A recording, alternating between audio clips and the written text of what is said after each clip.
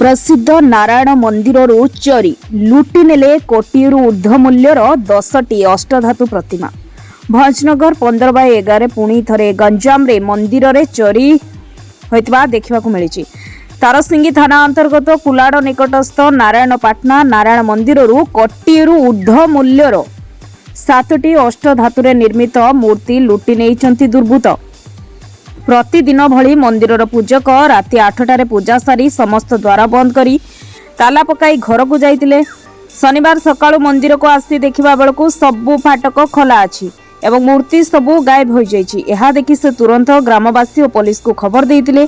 तारसिंगी police घटनास्थल रे पहुंची तदंत चलाइछि।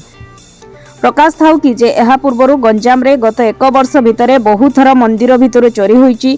प्रसिद्ध तारातारिणी पीठ और कुलाड़ तल बेघ्र देवी पीठरू चोरीर पर्दाफाश होई दुर्बृत्त धरा पड़ितिया बेले भंजनगर शिरडी साई मंदिररू चोरी होइतिबा 40 लाख ऊर्ध्व मूल्यर चोरी रे आज पर्यंत केही धरा पड़ी नाहंती एवं चोरी सामग्री उद्धार होई पार नाही। एपरि स्थले पुणी एक मंदिररू कोटिरु ऊर्ध्व मूल्यर चोरी पुलिस पई चैलेंज सृष्टि करछि।